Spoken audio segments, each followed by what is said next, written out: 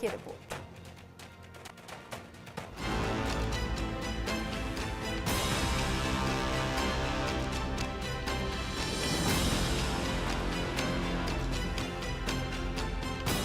तालिबान के रास्ते पर जा रहा पड़ोसी मुल्क बांग्लादेश। यूनुस पर मजहबी जुनून, महिलाओं के खिलाफ तालिबानी फरमान, महिला फुटबॉलरों का अपमान, हैवान बना तालिबान। यूनुस राज में अल्पसंख्यकों, महिलाओं पर बेहिसाब अत्याचार। बांग्लादेश में पूर्व पीएम शेख हसीना की हुकूमत खत्म होने के बाद यूनुस सरकार में मजहबी कट्टरपंथ एक्टिव हो गए हैं। इस्लामिक कट्टरपंथी संगठन बांग्लादेश में नए नए तालिबानी फरमान जारी कर रहे हैं। यूनुस सरकार कट्टरपंथियों के खिलाफ न कोई कार्रवाई कर रही है, न कोई स्पष्ट दिशा निर्देश तय कर रही है। यूनुस सरकार के राज में बांग्लादेश में कट्टरपंथियों का वर्चस्व लगातार बढ़ता जा रहा है। बांग्लादेश में कट्टरपंथियों के निशाने पर सबसे ज्यादा महिलाएं हैं। यूनुस राज में कट्टरपंथी संगठन महिलाओं के खिलाफ लगातार तालिबानी फरमान जारी कर रहे हैं। बांग्लादेश में बिगड़े हालात के बीच मजहबी कट्टरपंथियों ने महिलाओं की परेशानी और बढ़ा दी है।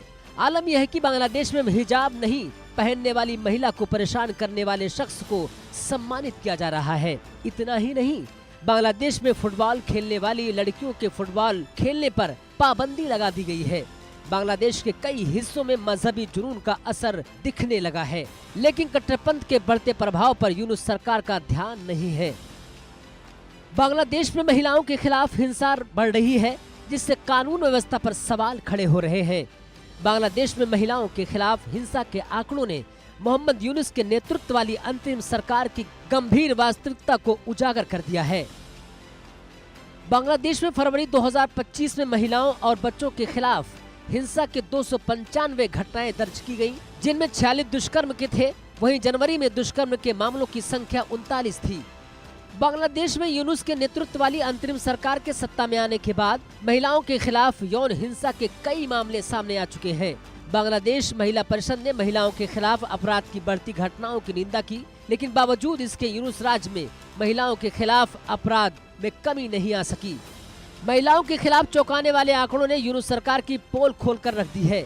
बांग्लादेश में महिलाओं के खिलाफ हिंसा में लगातार बढ़ोतरी जारी है। यूनुस सरकार के राज में महिलाएं अब विरोध करने से भी डरती हैं। इस्लामिक कट्टरपंथी समूह, आतंकवादी और अन्य चरमपंथी तत्वों ने महिलाओं का जीना दुश्वार कर रखा है। पिछले कई महीनों से महिलाओं को घर के बाहर यौन उत्पीड़न का सामना करना पड़ रहा है। शेख हसीना के तख्तापलट के बाद से महिलाओं के खिलाफ हिंसा में बढ़ोतरी बढ़ती जा रही है।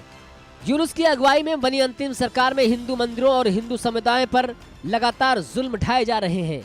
बांग्लादेश में हिंदुओं के खिलाफ हमले थमने का नाम नहीं ले रहा है। यूनुस राज में हिंदुओं के घरों और मंदिरों पर हमला किया जा रहा है। मंदिरों में मूर्तियां तोड़ी जा रही हैं। बांग्लादेश में लोकतंत्र बहाली की कोशिशें जारी हैं, लेकिन कट्टरपंथ का बढ़ता दबदबा खतरनाक संकेत दे रहा है। चिंता की बात यह है कि आज बांग्लादेश में न सिर्फ महिलाएं बल्कि अल्पसंख्यक भी खुद को असुरक्षित महसूस कर रहे हैं।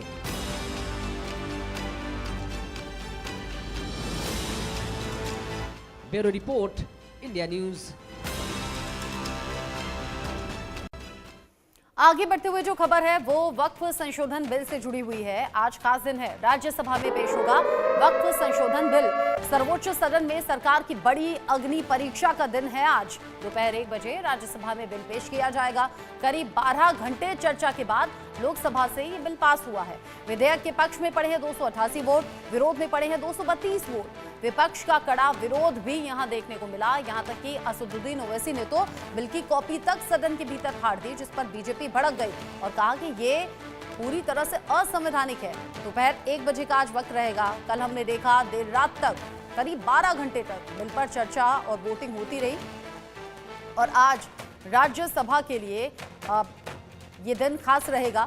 वक्फ संशोधन बिल आज लोकसभा में पास होने के बाद राज्यसभा में पास होने के लिए रखा जाएगा।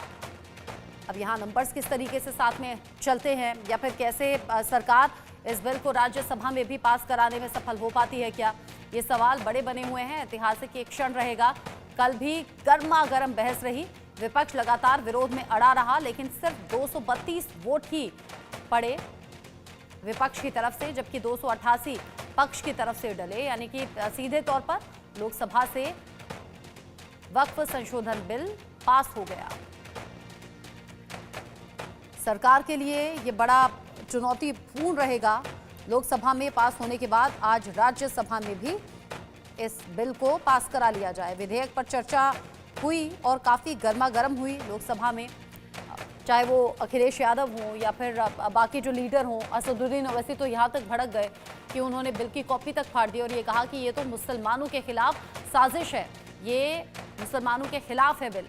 अपनी बात कहते हुए वो गुस्से में नजर आए और इन सभी चर्चाओं के बीच में सरकार की तरफ से, अलग अलग चेहरों की तरफ से ये बताया गया कि ये बिल कैसे मुसलमानों के हित में है और कैसे ये लाभकारी साबित होगा। यहाँ तक कि ये भी कहा गया किरेन रिजिजू की तरफ से कि अगर ये बिल ना आता तो न जाने भविष्य में और कौन कौन से वो जगह होती जहाँ पर वक्फ अपना अधिकार जमाने लगता है। यहाँ के जिस सदन में हम खड़े हैं, जहाँ बोल रहे हैं, इसको लेकर भी अलग तरीके से यहाँ दावे किए गए। इस पूरे मामले को लेकर पक्ष विपक्ष अलग अलग तर्क रखते हुए नजर आए। कांग्रेस सांसद इमरान मसूद को सुनिए। साथ में इमरान जी